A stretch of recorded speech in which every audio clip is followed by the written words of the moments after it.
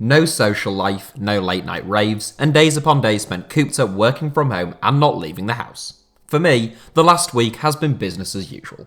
One thing that has changed though is the lack of football on our screens and in stadiums. Given that the recent outbreak is just about all anyone has talked about over the last couple of weeks, I've naturally had lots of video ideas suggested to me by you relating to the current situation. I've held off on making any, partly because if some of the financial YouTube channels I subscribe to are to be believed, YouTube will demonetize you for mentioning certain keywords, but primarily because I don't want to be distasteful. The problem at hand is a serious one, and I don't really want to trivialise it.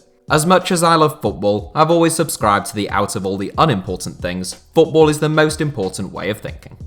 So before I start this video, and ahead of any other videos I might make relating to the current situation, I want to make it clear that I'm discussing these issues through the lens of football solely because this is a football YouTube channel.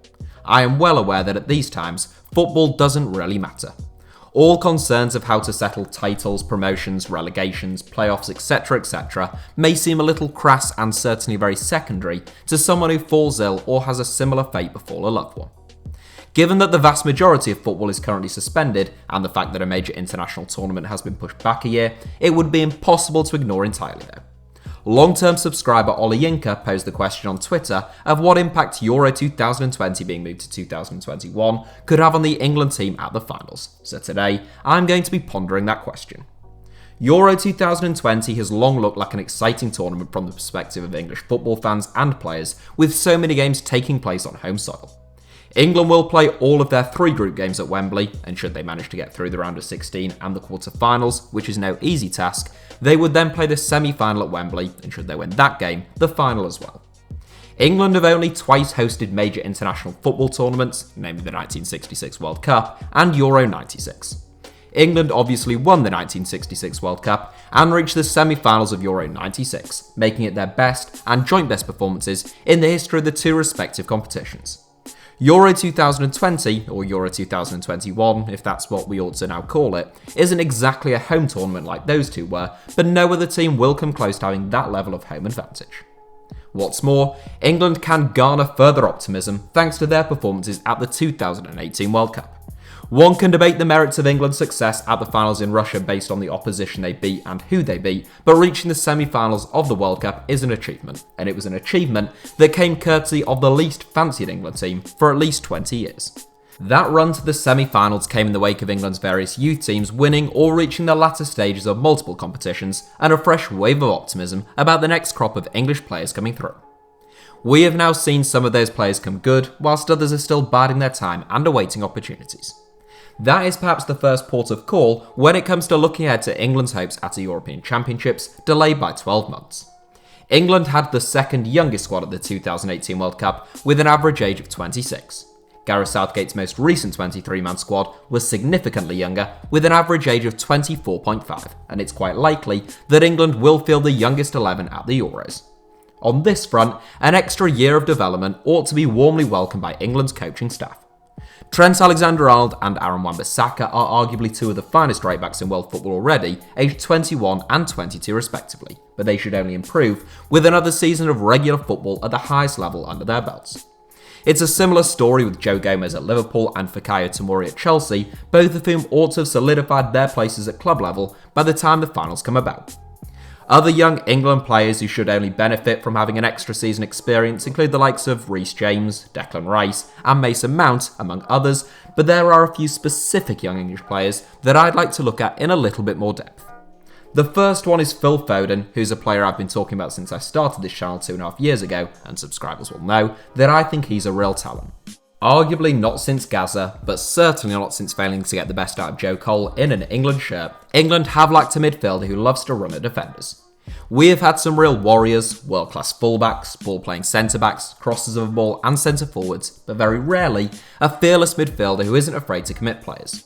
Sometimes you need a player to just jink past a couple of opponents or play a quick 1-2, especially when you're looking to unlock a rigid backline of international class. For their many talents, Gerrard, Lampard and Scholes were not that kind of player, and neither are Jordan Henderson, Jesse Lingard and Dele Alli, who tended to start for England at the 2018 World Cup. England's lack of invention was brutally exposed in their semi-final defeat to Croatia, who slowly began to control the midfield through Marcelo Brozovic, Ivan Rakitic and Luka Modric. Hopefully Gareth Southgate will have learned from that experience, and England now have a lot more creative midfield options than they did in 2018. I will come to some of the others later on, but Foden is perhaps the one I'm most excited about. The 19-year-old is still uncapped by England at senior level, and if Euro 2020 went ahead this summer, I think it would be highly unlikely Gareth Southgate took him, and near certain that he wouldn't have started him. Foden has made 61 appearances for Manchester City, aged 19, which isn't bad at all, but many have been off the bench. It's no secret that David Silva is leaving the Etihad next season, and there'll be a lot more weight put on Foden's shoulders to start playing regular football. He has the chance to learn from the very best with Kevin De Bruyne alongside him and Pep Guardiola coaching him, and if he does become a regular fixture at the Etihad, he could become a real asset for Gareth Southgate. I think Foden is a real weapon for England, but he has to prove it on a weekly basis at club level to get his hands on a shirt in the England midfield where there's plenty of competition. The next most obvious young player to think about is Jadon Sancho, although I think he's slightly less significant simply because he is already playing regular football and playing superbly. Unlike with Foden, there's little more that Sancho can do at club level, unless he starts posting Messi or Ronaldo-like numbers, but he now has an extra year to prove his class to Gareth Southgate in international camps. If the Euros started tomorrow and Gareth Southgate had everyone fit, I think he would bench Jadon Sancho and play a front three of Raheem Sterling, Harry Kane and Marcus Rashford. There will be those of you screaming no in your heads right now, but I'm just saying what I think Gareth Southgate would most likely have done, not my own opinion. Now Sancho has another year to prove his worth, and if he keeps tearing up in the Bundesliga and can replicate that form in a couple of England camps, he might leave his international boss with no choice but to start him. I must next come to Jadon Sancho's close friend Callum Hudson-Odoi, who is another 19-year-old with magic in his boots, but a point to prove to Gareth Southgate. Hudson-Odoi hasn't yet had a season like Sancho has had at Dortmund either this season or last, but those who've watched him for a number of years know he is just as capable of doing that. He suffered a really nasty Achilles tendon injury last season, which he made a rapid recovery from, but it still deprived him of a pre-season under his new boss Frank Lampard.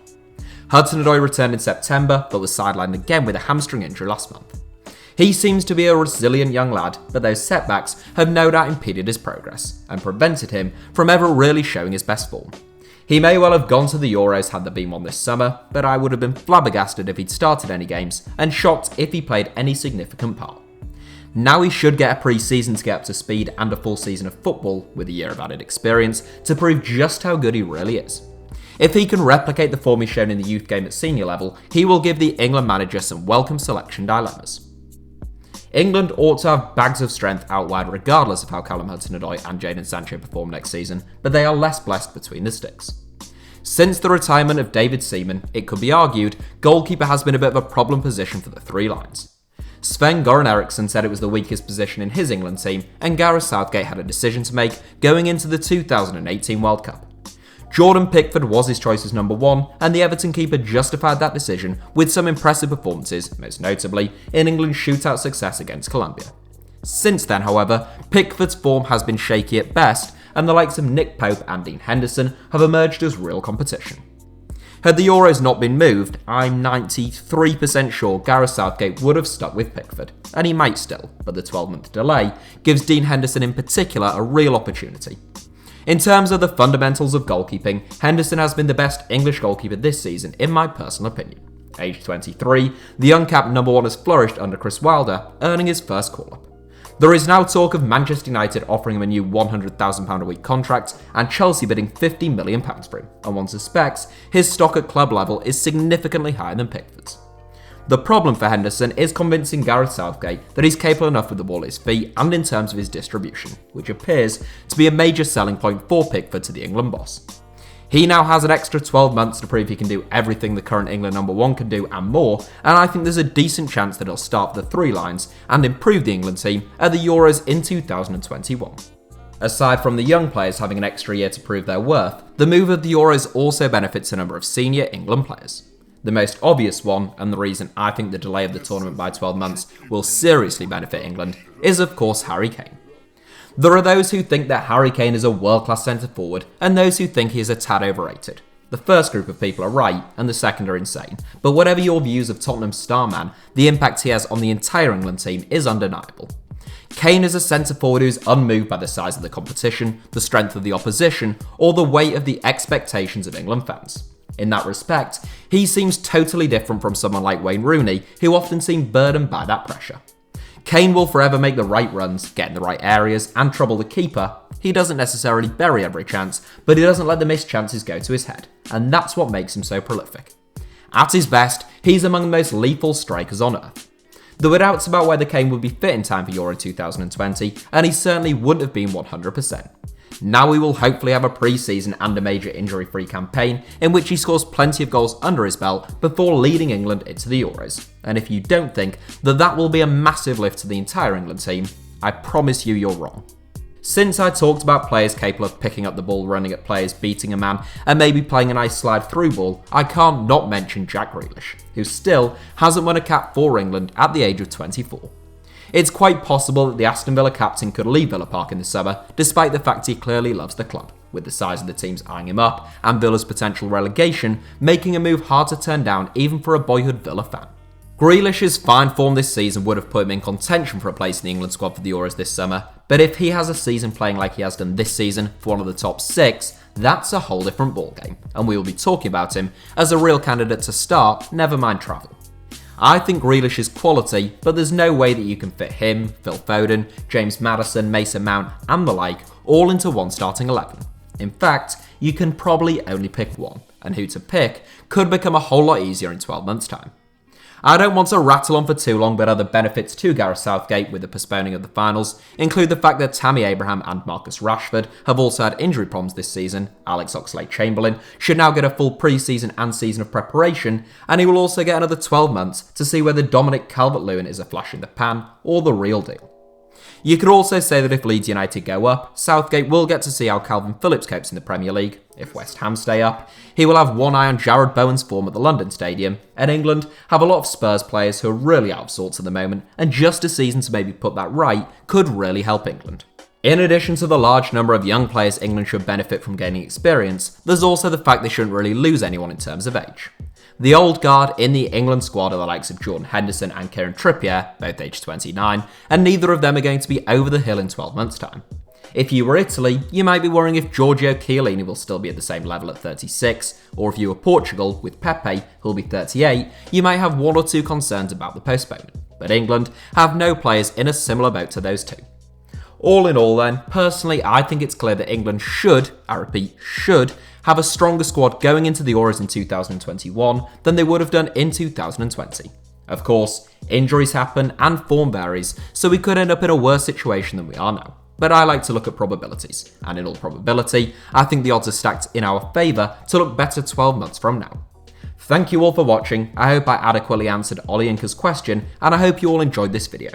Hit the like button if you did enjoy the video, and as ever, I would love to welcome you on board as a subscriber if you are not one already. But most importantly, look after yourselves, stay safe, and have a fantastic weekend.